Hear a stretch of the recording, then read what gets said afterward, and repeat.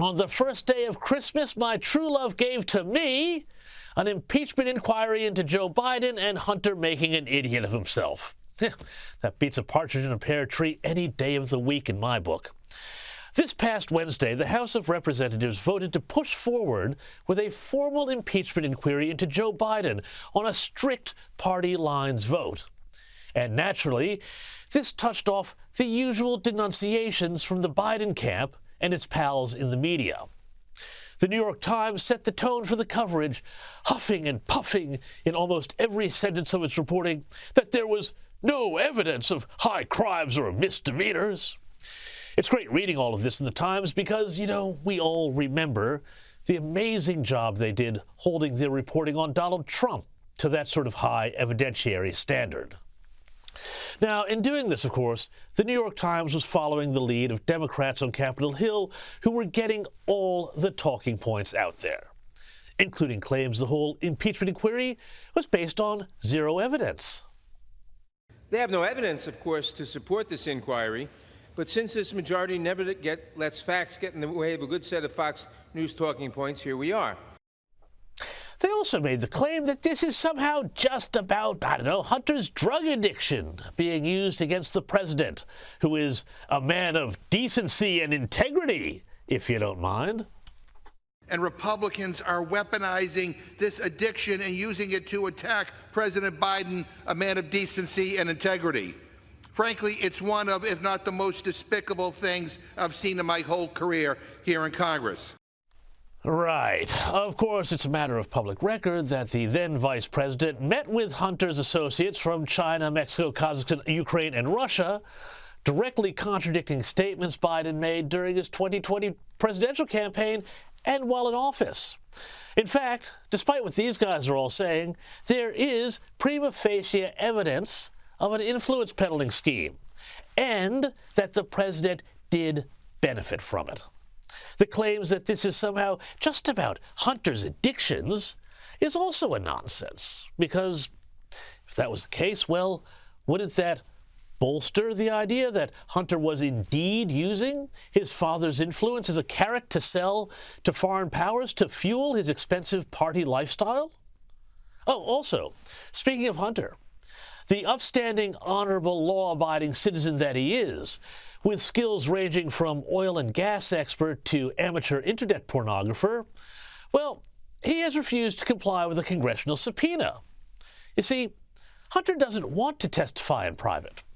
He says his testimony might be selectively leaked against him.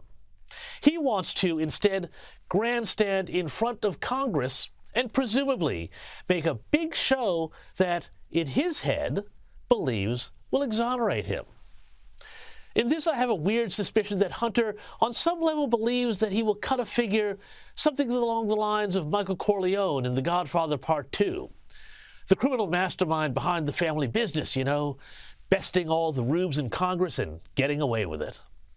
Of course, if you're familiar with the Godfather films, you also know that Hunter is more Fredo than Michael. Here's a bit of Hunter defending himself, not to Congress, but in front of Congress. I'm here today to answer at a public hearing any legitimate questions Chairman Comer and the House Oversight Committee may have for me. I'm here today to make sure that the House Committee's illegitimate investigations of my family do not proceed on distortions, manipulated evidence, and lies. And, according to Hunter, his father had nothing to do with any of his businesses. Let me state as clearly as I can. My father was not financially involved in my business, not as a practicing lawyer, not as a board member of Burisma, not in my partnership with a Chinese private businessman, not in my investments at home nor abroad, and certainly not as an artist. Interesting, because you parse the words there, and it turns out there's a lot that is left unsaid. Joe didn't have to be financially involved. All he had to do was show up, to be seen to be the product Hunter was selling. And we also know that, just coincidentally, Hunter's client, Burisma, benefited from having the then Vice President tie Ukrainian aid to firing the Ukrainian prosecutor who was investigating Burisma. And we know that a Russian oligarch with ties to Hunter was mysteriously left off a sanctions list after Russia invaded Ukraine. And much, much more. Oh, and of course, this would not be a Biden family Christmas story unless we wrapped it all up in a big bow of hypocrisy. Here's Joe Biden in 2007 backing contempt citations for Republicans who refused to answer a subpoena. "Subpoenaed witnesses have got to show up," he wrote. And here's Biden in 2021 talking about subpoenaed witnesses to the January 6th committee. Your message to people who defied congressional subpoenas on the January 6th committee. I hope that the committee goes after them and holds them accountable. Should they be prosecuted by the Justice Department? Yes. There you have it. Honor the subpoena or go to jail. Unless, of course, your last name is Biden. Anyway, it should be a very Merry Christmas around the Biden family table because these investigations will be their very own Jelly of the Month club. You know, the gift that keeps on giving. I'd say ho, ho, ho, but Hunter might get too excited.